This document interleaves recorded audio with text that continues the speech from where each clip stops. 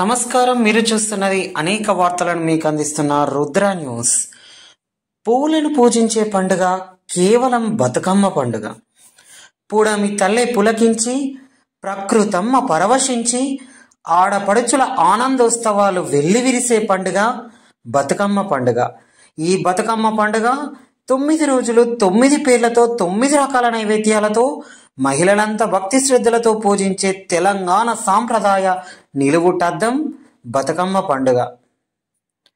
హుస్నాబాద్ పట్టణంలో నెహ్రూ చౌక్లో బతుకమ్మ సంబరాలు మహిళామణులంతా కలిసి ఘనంగా నిర్వహించారు. అదేవిధంగా ప్రజలందరికీ సద్దుల బతుకమ్మ శుభాకాంక్షలు తెలియజేశారు.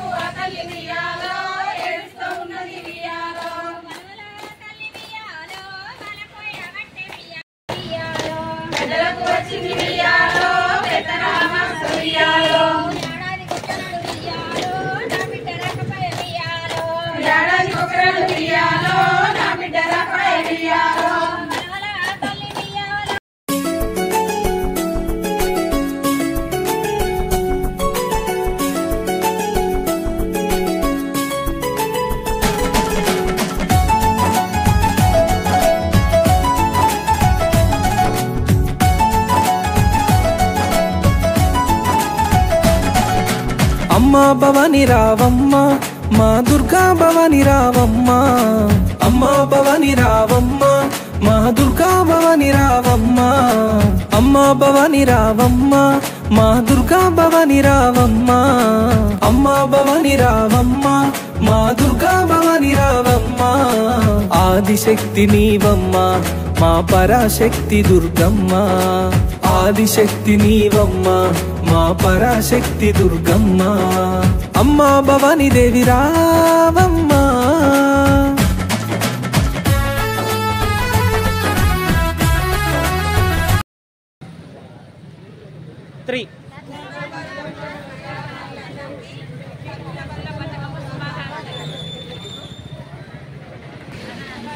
నియోజకవర్గ మహిళలందరికీ సద్దుల బతుకమ్మ శుభాకాంక్షలు. హుస్నాబాద్ నియోజకవర్గ మహిళా మనులందరికీ సద్దుల బతుకమ్మ శుభాకాంక్షలు. హుస్నాబాద్ నియోజకవర్గ మహిళా మనులందరికీ సద్దుల బతుకమ్మ శుభాకాంక్షలు. హుస్నాబాద్ నియోజకవర్గ మహిళా మనులందరికీ సద్దుల బతుకమ్మ శుభాకాంక్షలు. బతుకమ్మ సంబరాల శుభాకాంక్షలు. ఇవాళ 4వ రోజు బతుకమ్మ సంబరాలు.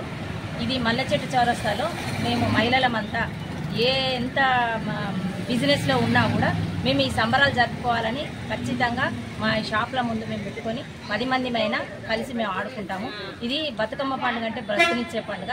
ప్రతి ఒక్క మహిళ తల్లిగారింటికి పోవాలనే కుతూహలం ఎక్కువ ఉంటుంది.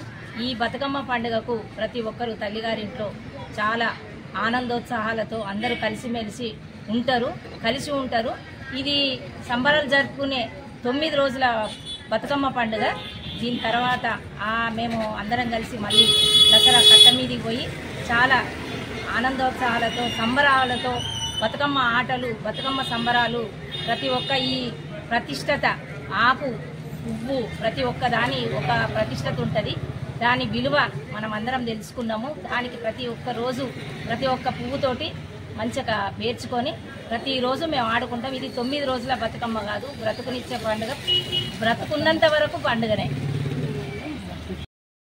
9 రోజులు బొడ్డెమ్మ ఆడుకుంటాం, 9 రోజులు బతుకమ్మ ఆడుకుంటాం. కాగిత పూలు అవేమి ప్లాస్టిక్ పూలు తెచ్చుకోకుండా ఇవే పూలు ఎగ్గున వెళ్ళి తీసుకొని ఎవరింటి దగ్గర ఉన్న అన్ని పూలు తీసుకొని ఆకులు తీసుకొచ్చి పేర్చుకొని మంచి అందరం కలిసి ఆడుకుంటాము. మాకు ఎంత బిజీ ఉన్నా ఇక్కడ మాకు పారాయణల కటిటి పోయినా కూడా ఖచ్చితంగా పూలు తెచ్చుకొని బతుకమ్మ వేసుకొని మళ్ళీ టైంకు 9 రోజులే కదా, మనకి ఇట్లాంటి రోజులు మళ్ళీ రావు కదా, అందుకని ఖచ్చితంగా మేము బతుకమ్మ ఆడుకుంటాం. 2-3 గంటలు స్పెండ్ చేసుకుంటాం ప్రతిరోజు కూడా. ప్రతి సంవత్సరం ఇలాగనే ఆడుకుంటాం. ఇప్పటి పిల్లలు ఏంటి అంటే బతుకమ్మ ఎట్లా ఆడాలి ఏంటి అనేది వాళ్ళకి తెలుస్తలేదు. డీజేలు పెట్టుకున్నాడు, డ్యాన్సులు చేసుడు, ఎగురుడు.